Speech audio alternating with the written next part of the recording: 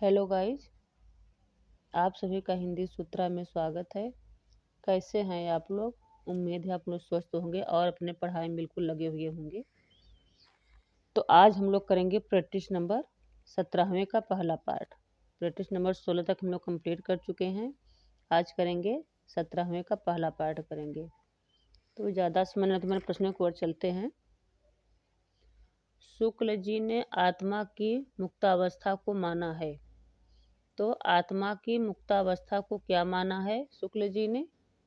ज्ञान दशा। पहला ऑप्शन हमारा सही हो जाएगा, ज्ञान दशा माना है।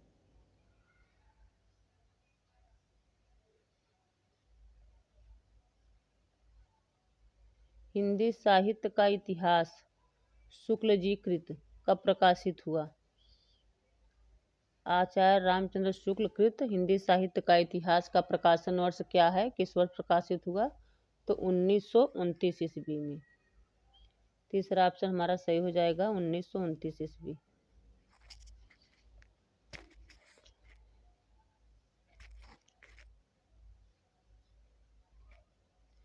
आदिकाल का नाम किस विद्वान ने दिया?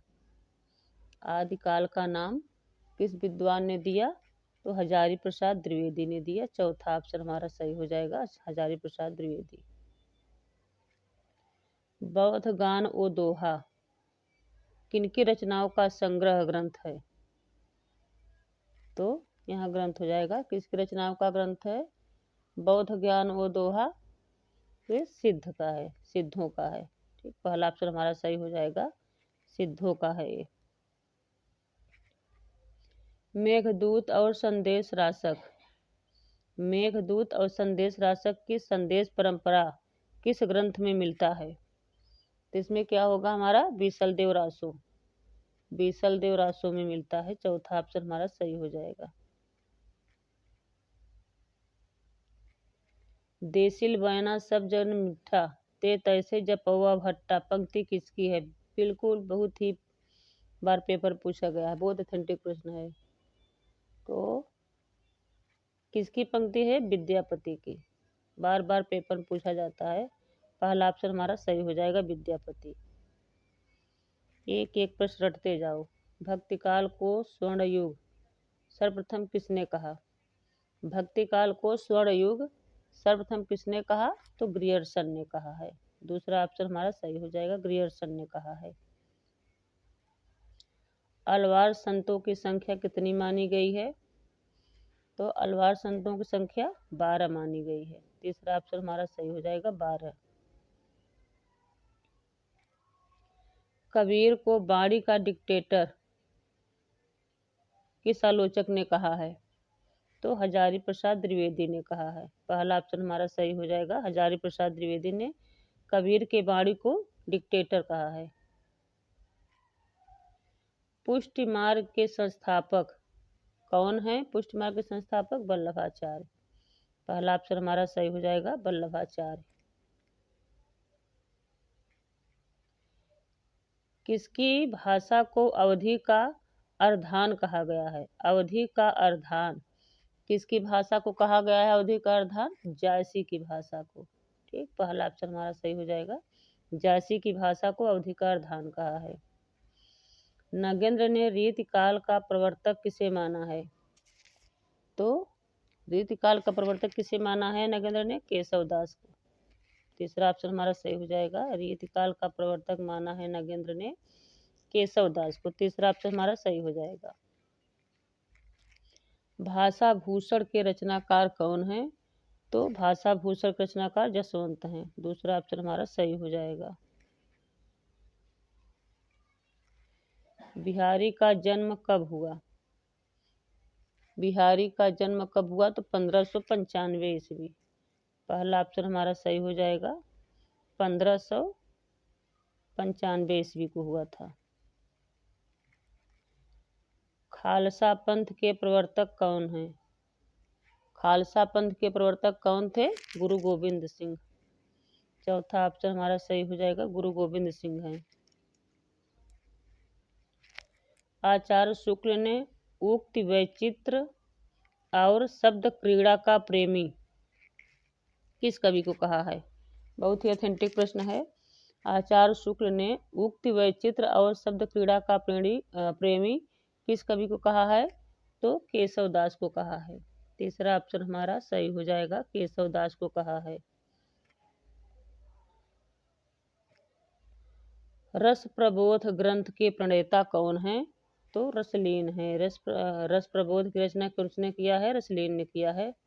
दूसरा ऑप्शन हमारा सही हो जाएगा, रसलीन। दूसरा ऑप्शन हमारा सही हो जाएगा।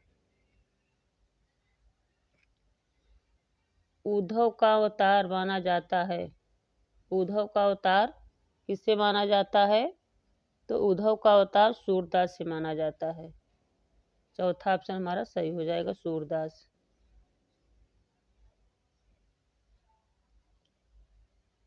चंद्रकांता कृति में कितने भाग हैं? तो चंद्रकांता कृति में 4 भाग हैं। पहला ऑप्शन हमारा सही हो जाएगा, 4 भाग हैं।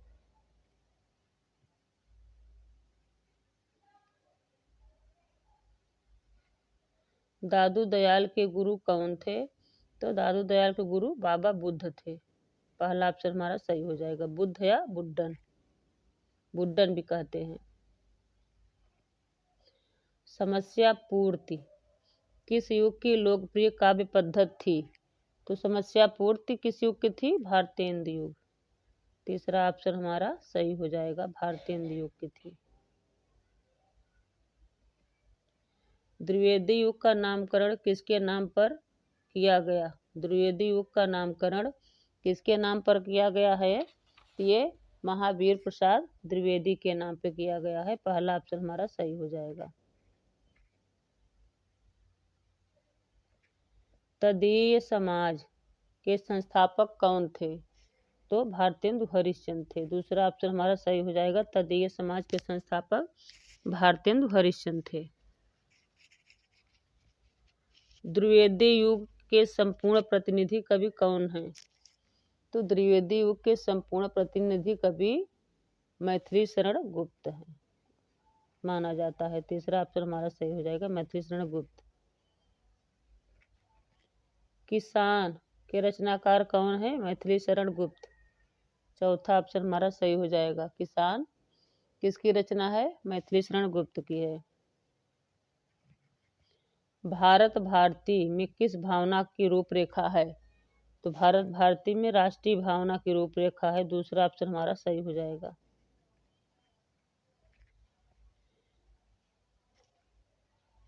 यहाँ बड़ी लिख गया है, खड़ी होगा। ठीक, खड़ी बोली। खड़ी बोली का पहला प्रबंध काव्य कौन सा है? खड़ी बोली होगा। खड़ी बोली का पहला प्रबंध काव्य कौन सा है? प्रिप्रवास। ठीक, पहला ऑप्शन हमारा सही हो जाएगा, प्रिप्रवास है खड़ी बोली का पहला प्रबंध काव्य। केवल सूक्ष्मगत सौंदर्य सत्ता का राग कहकर छायावाद का किसने विरोध किया? केवल सूक्ष्मगत सौंदर्य सत्ता का राग कहकर छायावाद का विरोध किसने किया था? तो किसने किया था? महादेवी वर्मा ने। महादेवी वर्मा ने विरोध किया था। चौथा ऑप्शन हमारा सही हो जाएगा। हृदय का मधुभार काव्य कृति है। हृदय का मधुभार किसकी रचना है? रामचंद्र शुक्ल का है। पहला ऑप्शन हमारा सही हो जाएगा, रामचंद्र शुक्ल। निराला की जूही की कली उदाहरण है। जूही की कली किसके उदाहरण है? तो मुक्तक छंद का। ठीक, मुक्त छंद का उदाहरण है। तीसरा ऑप्शन हमारा सही हो जाएगा। कौन सी रचना महाकाव्य नहीं है? कौन सी रचना महाकाव्य नहीं है? पल्लव। पल्लव महाकाव्य नहीं है। दूसरा ऑप्शन सही हो जाएगा। हाँ, बाकी साकेत, कामायनी, प्रिप्रवास ये तीनों क्या हैं? महाकाव्य हैं। पल्लव महाकाव्य नहीं है, ध्यान देना है बिल्कुल। छायावाद की पहली रचना कौन सी मानी जाती है? छायावाद की पहली रचना कौन सी है? झरना। चौथा ऑप्शन हमारा सही हो जाएगा, झरना है। स्वच्छंदतावाद के प्रवर्तक आचार्य शुक्ल ने किसे माना है? स्वच्छंदतावाद के प्रवर्तक आचार्य शुक्ल ने किसे माना है? श्रीधर पाठक को। पहला ऑप्शन हमारा सही हो जाएगा, श्रीधर पाठक।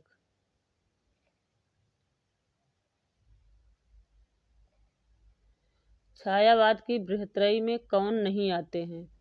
तो बृहत्त्रयी में कौन नहीं आते हैं? महादेवी वर्मा। चौथा ऑप्शन हमारा सही हो जाएगा। प्रसाद पंत निराला बृहत्त्रयी में आते हैं, महादेवी वर्मा नहीं आती हैं। नागार्जुन किस काव्यधारा के कवि हैं? तो नागार्जुन किस काव्यधारा के हैं? प्रगतिवाद।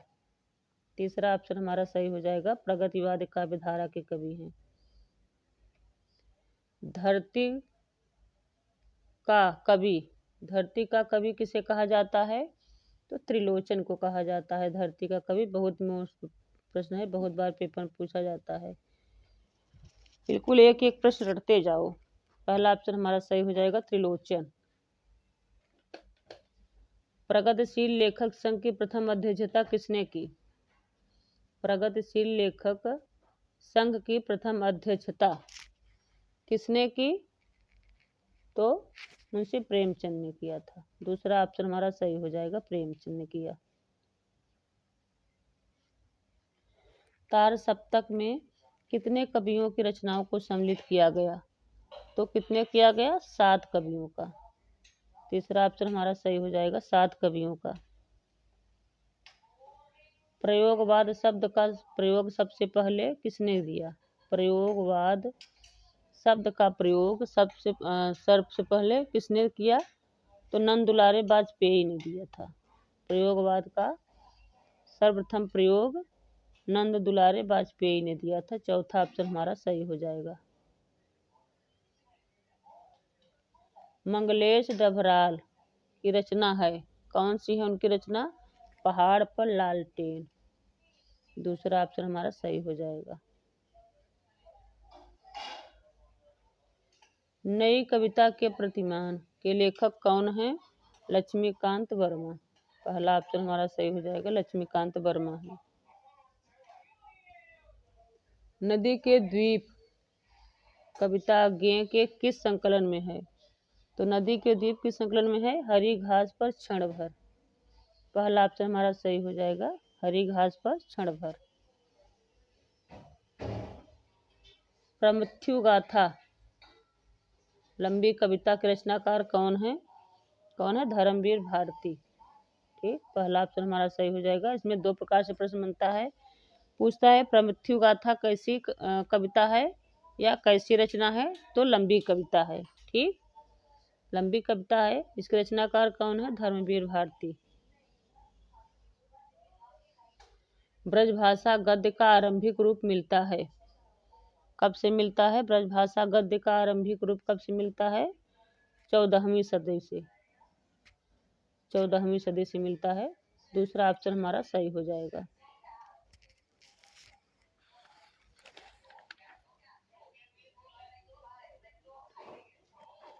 नासकेतोपाख्यानम का दूसरा नाम क्या है?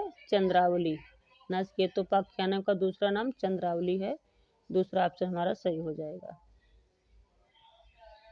कलकत्ता के फोर्ट विलियम कॉलेज के संस्थापक थे। फोर्ट विलियम कॉलेज के संस्थापक कौन थे? तो हमारा चौथा ऑप्शन सही होगा, लॉर्ड रिचर्ड वेलेस्ली थे। ठीक, चौथा ऑप्शन हमारा सही हो जाएगा।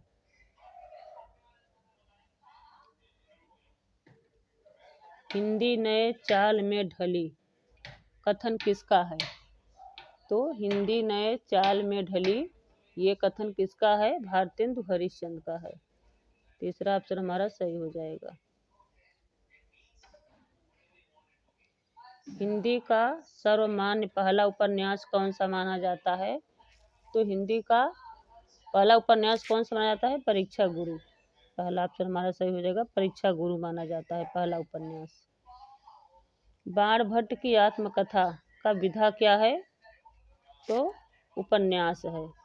तीसरा ऑप्शन हमारा सही हो जाएगा, बाणभट्ट की आत्मकथा उपन्यास विधा है।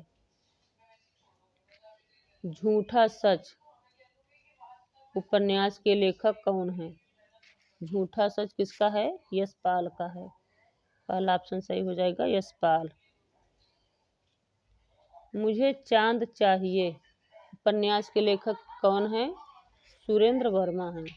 दूसरा ऑप्शन हमारा सही हो जाएगा, सुरेंद्र वर्मा। जैनेंद्र का पहला उपन्यास, पहला उपन्यास कौन है जैनेंद्र का? परख। पहला ऑप्शन हमारा सही हो जाएगा, परख। किस उपन्यास को उपेंद्र नाथ अश्क ने अपनी पत्नी को बोलकर लिखवाया था? किस उपन्यास को उपेंद्र नाथ अश्क ने अपनी पत्नी से बोलकर लिखवाया था? तो कौन सा उपन्यास था? एक रात का नरक। दूसरा ऑप्शन हमारा सही हो जाएगा, एक रात का नरक। इंदुमती कहानी कब प्रकाशित हुई थी? इंदुमती कहानी कब प्रकाशित हुई थी? तो 1900 ईस्वी में प्रकाशित हुई थी। तीसरा ऑप्शन हमारा सही हो जाएगा, 1900 ईस्वी। सिक्का बदल गया कहानी के लेखक कौन है? सिक्का बदल गया किसका है? कृष्णा सोबती का है। चौथा ऑप्शन हमारा सही हो जाएगा, कृष्णा सोबती। प्रेमचंद की पहली कहानी है, तो पहली कहानी कौन है? सौत। यहाँ मौत लिख गया है, पहला ऑप्शन सही हो जाएगा। पहली कहानी कौन है उनकी? सौत है। प्रेमचंद की पहली कहानी सौत। ठीक, तो प्रेमचंद की पहली कहानी कौन सी है? सौत है। ठीक, पहला ऑप्शन हमारा सही हो जाएगा, सौत। जैनेंद्र की चुनी हुई चीजें किसी भी विदेशी साहित्यकार से टक्कर ले सकती है। कथन किसका है ये? जैनेंद्र की चुनी हुई चीजें किसी भी विदेशी साहित्यकार से टक्कर ले सकती हैं। तो किसका कथन है ये? प्रेमचंद का। ठीक, प्रेमचंद का कथन है। चौथा ऑप्शन हमारा सही हो जाएगा। प्रेमचंद की किस पुस्तक ने अंग्रेजों ने जब्त कर लिया था? तो सोजे वतन। सोजे वतन इनकी रचना जो थी या पुस्तक थी, कहानी थी, जिसे अंग्रेजों ने जब्त कर लिया था। दूसरा ऑप्शन हमारा सही हो जाएगा, सोजे वतन कहानी है। आचार्य शुक्ल ने हिंदी का प्रथम नाटक किसे माना है? आचार्य शुक्ल ने हिंदी का प्रथम नाटक किसे माना है? आनंद रघुनंदन को। ठीक, तीसरा ऑप्शन हमारा सही हो जाएगा, आनंद रघुनंदन को पहला नाटक माना है।